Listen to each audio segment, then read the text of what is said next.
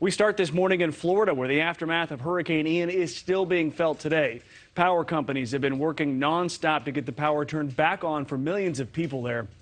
By late last night, fewer than 700,000 people still were without power 5 days after Ian hit. That's down from more than 2 million.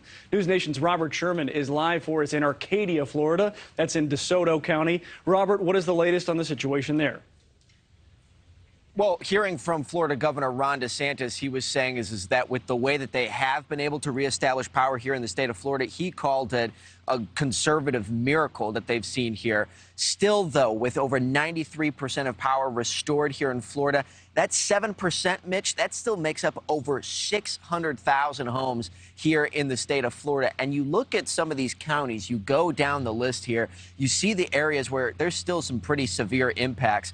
We're looking at Lee County, which is the Fort Myers area.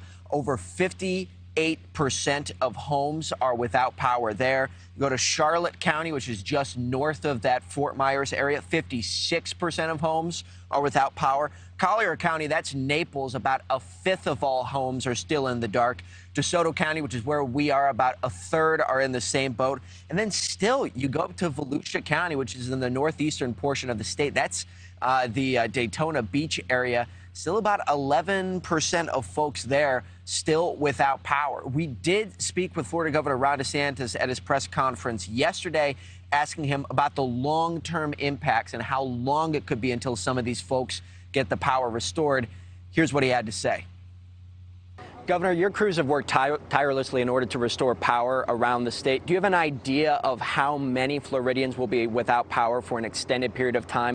Some of the areas like Sanibel, Fort Myers Beach, some of those, they may have suffered real severe structural damage to the underlying infrastructure. So the question on that becomes, do you have to rebuild the infrastructure? And if you do, that's just going to take a little bit longer time.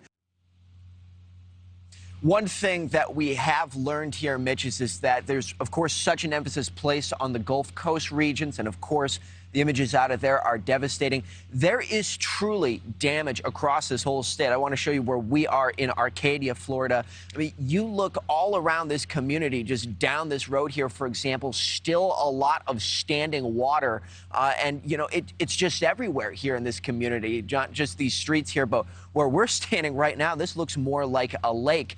Not the case at all. This is a major thoroughfare. This building, you can see some of the watermarks about how high up the water was there, almost to the doorknob of that door.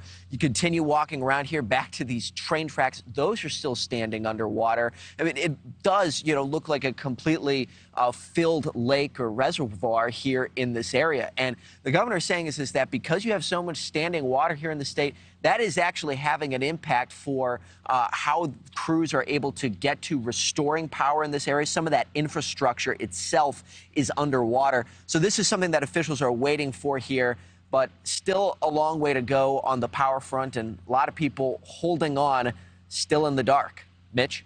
That is Robert Sherman. He's live in Arcadia, Florida. That is in DeSoto County for us this morning. Thank you, Robert. Now, thanks for watching. Go to newsnationnow.com to find NewsNation in your cable lineup. And don't forget to click the red subscribe button below to get more of NewsNation's fact-based, unbiased coverage.